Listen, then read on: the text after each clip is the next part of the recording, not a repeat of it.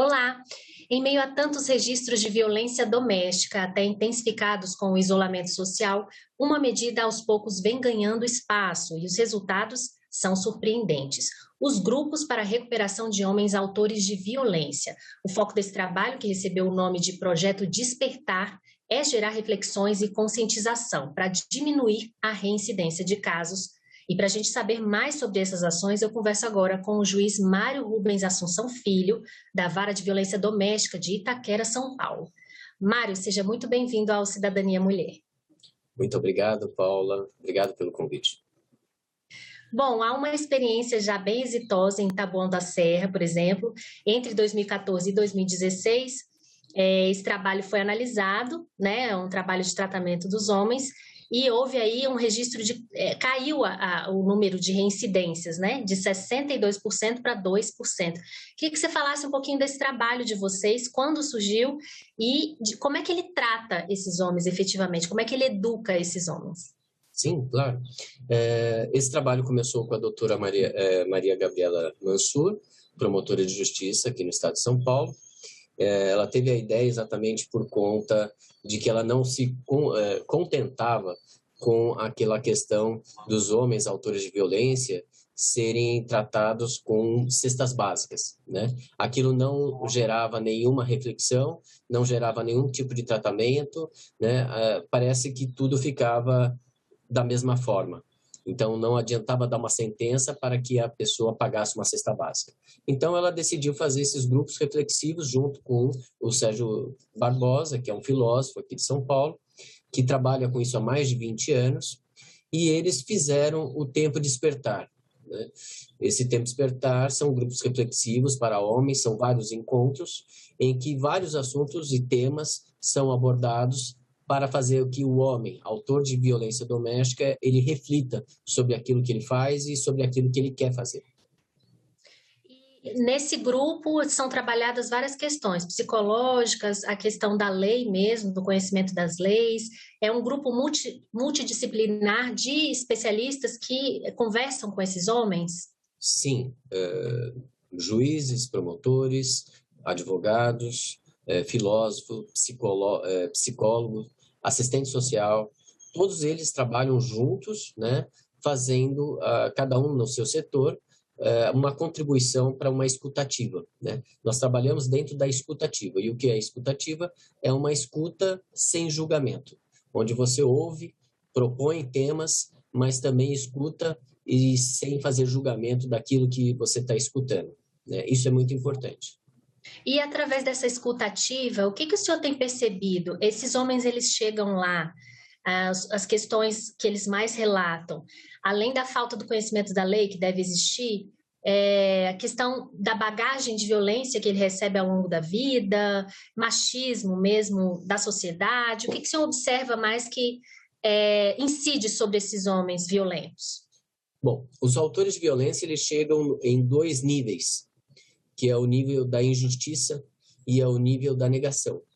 A violência doméstica, como todo mundo sabe, ela tem três momentos muito importantes. É a fase da tensão, onde as pessoas vão discutindo, até que gera a fase da explosão, que nós falamos, onde tem a agressão física, a agressão verbal, para depois esse casal voltar para a lua de mel, que a gente chama de lua de mel, porque eles começam a se acertar, né? São aí que os filhos são gerados, mas eles entram nesse ciclo, porque o problema de fundo não quer tratado.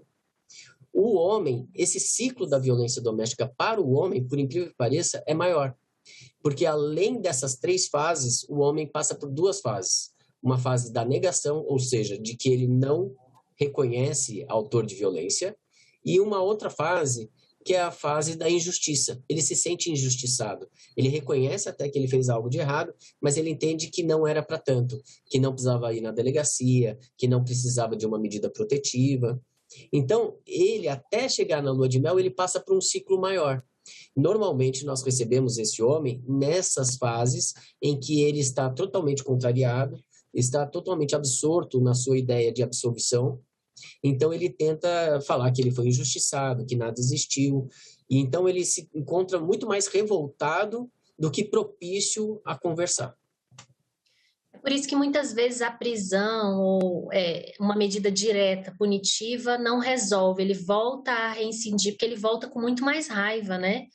Do que aconteceu, porque ele não tem um esclarecimento na cabeça dele, o mundo é diferente. Então, ele não tem esse tratamento, né?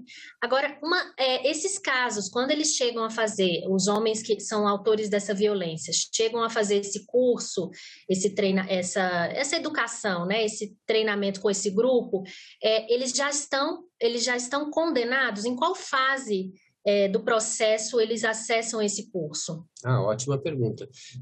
Você pode ter como medida protetiva, agora a lei fala que esses grupos reflexivos podem ser deferidos pelo magistrado como medida protetiva.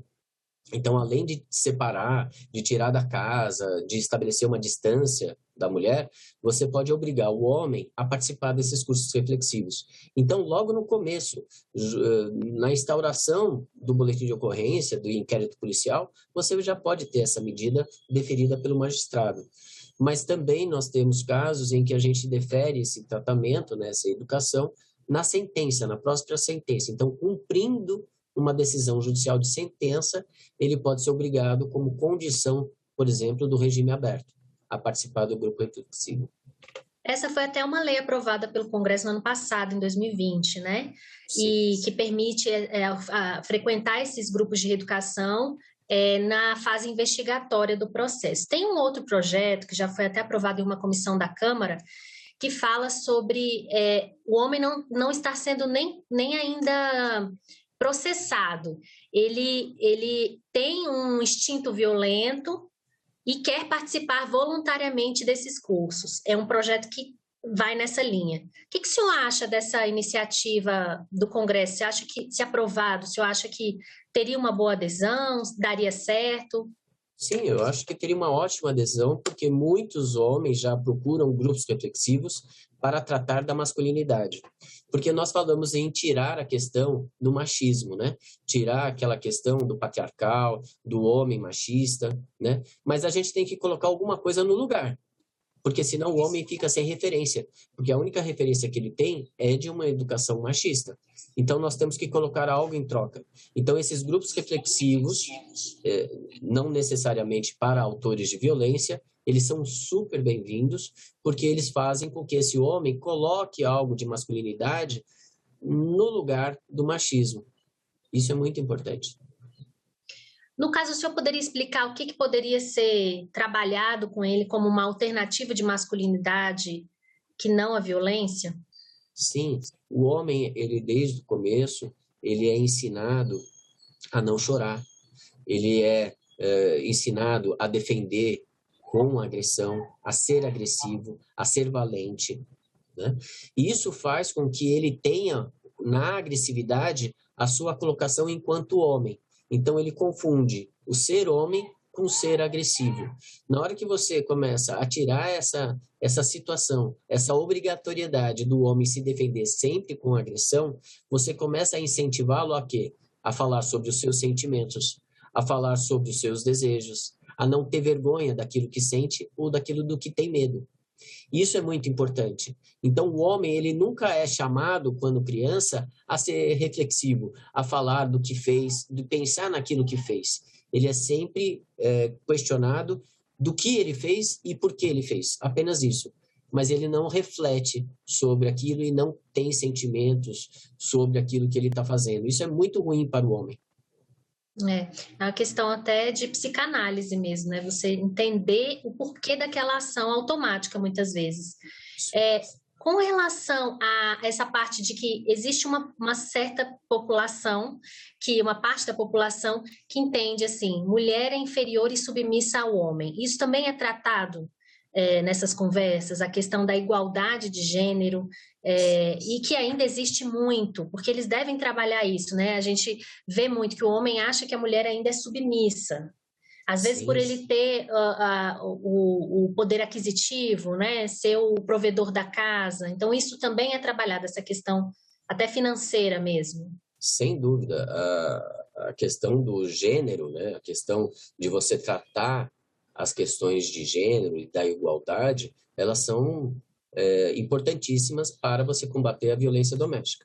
Então, a ideia é exatamente essa, né?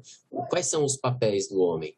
Por que você é obrigado a gerir toda a família, a você ser responsável financeiramente e que isso tem em troca? Ele não tem um serviço da mulher. A mulher não é menos e nem mais, nem o homem é menos nem mais. Então, a gente tem que trabalhar isso, essas questões dos estereótipos de homem e de mulher, e nós estamos trazendo isso exatamente para falar, da onde que vem isso? Né? Essa é a primeira reflexão que a gente faz, da onde que vem isso? Isso não vem da natureza, e essa é a primeira ruptura, porque o que acontece? O homem é naturalmente mais forte, o homem... Não, né? Às vezes a mulher é mais forte que o homem, fisicamente, às vezes até. Então a questão é, por que a gente fica com esses estereótipos? E às vezes eles são falsos, né? O homem, por exemplo, é melhor com finanças. Quem disse? Da onde que veio isso? Isso veio de um histórico nosso no Brasil, de um histórico geográfico, e não por uma questão de natureza. Então, a primeira ruptura que nós fazemos é tirar a questão de natural, daquilo que seria natural, do que as pessoas falam que é natural, né? Homem mais forte, homem mais inteligente, homem melhor de cálculo, para você depois entender essa questão da igualdade. Essa iniciativa ela é apenas do Poder Judiciário ou vocês têm parcerias com universidades? Como é que é o trabalho do Tempo de Despertar? O Tempo de Despertar ele faz parceria com a cidade de São Paulo, né, a cidade de Taboão. Então, são parcerias, na verdade, são contratos administrativos com licitação. Nós temos leis favorecendo a criação desses projetos, desses programas de reflexão com autores de violência. Então, nós fazemos um contrato e isso é por ano, né? A cada ano, nós temos que atender um número X de homens autores de violência. Neste último ano, nós fizemos 300 homens participando.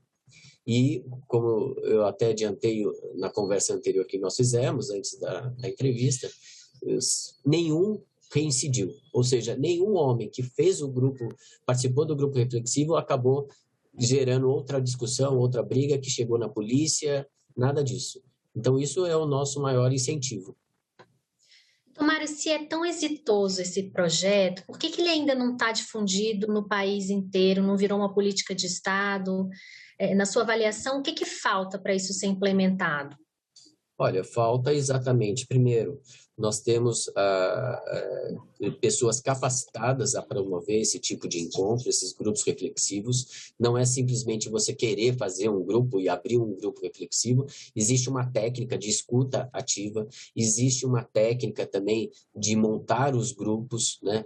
Por exemplo, a estrutura. Nós começamos com uma palestra, ou com um vídeo, ou com uma atividade, né, educativa, psicológica ou assistencial, para depois nós dividirmos em grupos, pequenos grupos, para que os homens acabem falando. A ideia é fazer com que os homens falem mais do que escutem, né? Então, eles vão começar a falar para eles se escutarem. Então, essa técnica tem que ser difundida. Então, maiores grupos para produzir um número maior de funcionários aptos a fazer esse projeto. Então, é uma nova sistemática e que deve ser implementada passo a passo, mas que muitos juízes, muitos promotores e delegados vêm participando disso e vêm promovendo esses encontros. Isso é o que nós temos ouvido.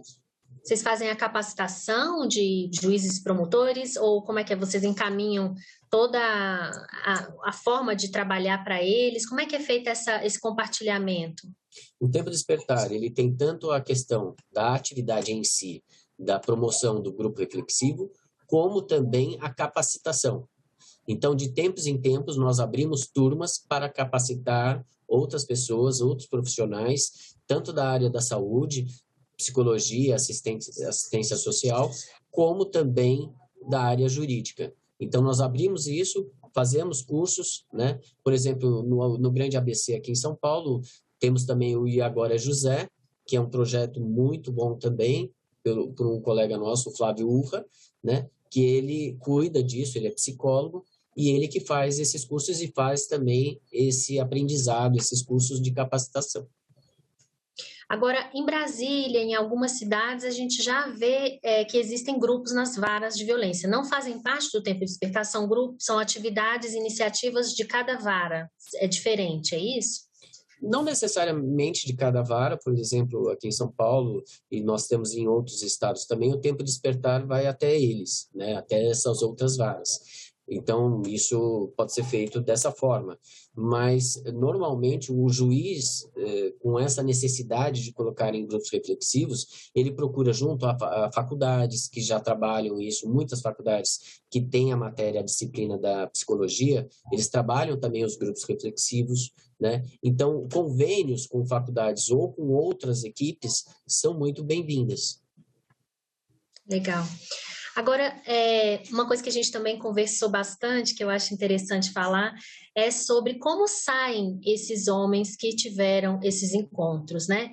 Eles saem mudados. Eu queria que você falasse um pouquinho dessa experiência, eu que participa também dos grupos, com palestras e tudo, falasse um pouquinho do que o senhor percebe quando já estão se despedindo aí do tratamento.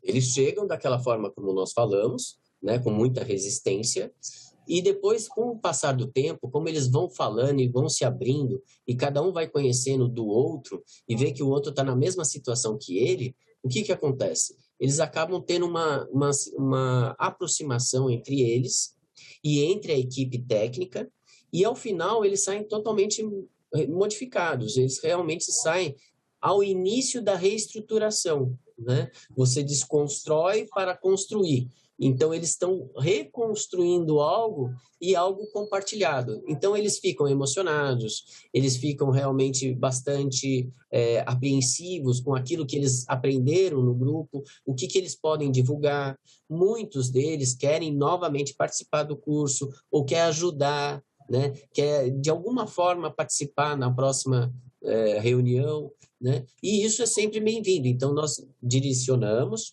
para outros grupos reflexivos, onde se discute, por exemplo, a masculinidade. Então, nós temos Papo de Homem, nós temos Justiceiros, Ser Cabra Macho, outros cursos que fazem esse implemento, né, essa situação onde eles podem desenvolver ainda mais aqueles mesmos temas conversados no Tempo de Despertar. Agora, a Secretaria Nacional de Política para as Mulheres lançou um plano para criar novas unidades desses cursos, né, desses grupos. E, segundo a Secretaria, seriam implementados já em 2021. O senhor teve conhecimento? Já começaram ou ainda não chegou em São Paulo essas iniciativas do governo federal? Não, essas iniciativas ainda não chegaram, né? Nós estamos fazendo a nível municipal e também procurando tratativas com o nível estadual. Mas acredito que sim, que as políticas nacionais elas vão chegar a todos os estados e até entendemos ser uma união de esforços entre todos aqueles que já trabalham com o tema para que consigamos ter todas as varas de violência doméstica já com essa possibilidade, que é infinitamente superior a uma, como nós estávamos falando, encarceramento ou até uma situação de uma pena sem resultado prático nenhum, né? Então, a gente está tentando implementar isso em todos os lugares. Legal. Em São Paulo, quais são as varas que já tem? O senhor pode citar algumas que têm já esses grupos funcionando? Esses grupos estão funcionando para todas as varas de São Paulo. São 8 varas de violência doméstica aqui na capital. Recentemente foram abertas mais varas pelo estado inteiro. São Paulo realmente está fazendo um grande esforço para o aumento das varas de violência doméstica, né? Até pelo sucesso dessas varas, e aí eu também me incluo, porque o serviço realmente é árduo, mas é muito gratificante. Só que no interior, muitas faculdades estão auxiliando nos grupos reflexivos, e isso compete ao juiz da vara ou promotor buscar essa relação com essas instituições. Agora, em relação à pandemia, ao isolamento, durante esse período, o senhor sentiu alguma diferença nos grupos ou alguma intensificação da forma reativa dos homens? Perceberam que eles ficaram mais nervosos por causa da convivência mais intensa em casa, ou não? Isso não foi sentido no grupo? Vocês trabalharam com mais afinco, algum detalhe específico por conta da pandemia, ou não houve mudança? Não, houve uma certa mudança a respeito do número, né? O número de violência doméstica aumentou. Eu converso todos os dias com policiais militares, né, que atendem essas ocorrências, né, seja pelo chamado do 190 ou pelo 180, mas o que acontece é que nós temos, em cada 10 ocorrências da Polícia Militar, 8 são de violência doméstica. Só para ter uma ideia do aumento que nós tivemos de violência doméstica, e isso tem também seu reflexo nos grupos reflexivos. O que eles têm aportado é que realmente o convívio, né, a intensidade ficou muito maior e os conflitos começaram a ser não só mais intensos, mas em número maior. Por isso, nós temos também uma situação grande da questão do alcoolismo e das drogas, né? Nós temos sérios problemas de filhos contra pais e mães, né? Isso é quase que irremediável, essa é a verdade. Nós fazemos um tratamento, nós temos uma das nossas reuniões, são 8 reuniões, em uma delas nós falamos de drogas e álcool, mas não é suficiente. Nós temos que ter muito mais desenvolvido esse tema, porque realmente a pandemia fez com que essa situação do alcoolismo e da drogadição fosse acelerada. É preciso ter um aparato aí do Estado para ajudar também nesse tema, né? Precisa. Os encontros são semanais, agora estão sendo remotos. Como é que está sendo o encontro durante esse período de pandemia? Olha, para nossa surpresa, nós tivemos uma grande evolução com esse sistema de audiovisual, né? O não presencial era um medo não só nosso, mas dos próprios psicólogos, né, que fazem tratamentos. Então, nós temos visto que a própria psicologia teve uma alteração durante a pandemia. Muitos que não acreditavam no contato virtual acabaram aderindo e gostando, né? Não só por a facilidade, mas porque a pessoa já se sente dentro de casa, né? Não tem aquela questão de estar num consultório ou estar num fórum, né? Dentro da sua casa é mais fácil para ela falar dos seus sentimentos, para ela refletir, né? Então, isso tudo tem contribuído muito. A nossa presença tem sido muito maior do que era no presencial. 90% das pessoas que são convocadas, elas estão participando. Então, isso é muito importante, porque não imaginávamos essa situação e isso, para nós, foi uma grande alegria. Então, o projeto, ele não só possibilita um número maior de participantes, como também ele possibilita um número maior de varas. Inclusive, uma vara, por exemplo, de outro estado ou de outra cidade, ela pode participar da mesma reunião. Por quê? Porque o encontro é virtual. Então, isso tem facilitado e a gente vai ter que utilizar disso para colocar mais homens nesse estágio de reflexão. É interessante. Uma coisa que a pandemia trouxe foi a possibilidade de levar esse projeto a mais pessoas, né? Sim. Bom, eu agradeço muito a sua participação, Mário, e a gente deseja que mais iniciativas como essa sejam feitas, porque o caminho já está aí bem identificado nas taxas, né, de redução, de reincidência. O caminho, então, é por aí mesmo, na educação, na cultura dessas pessoas e o tratamento psicológico. E agradeço a sua participação aqui no Cidadania Mulher. Muito obrigado, agradeço também a iniciativa da doutora Gabriela Mansur, de todos que participam desse grupo, que são pessoas dedicadas, e isso tem feito toda a diferença para essa ressocialização desses autores de violência. Parabéns a você, à equipe e ao projeto. Bem, se você quer rever esse e outros programas da TV Senado, acesse senado.leg.br/TV Senado ou no nosso canal no YouTube. A gente fica por aqui. Até o próximo Cidadania Mulher.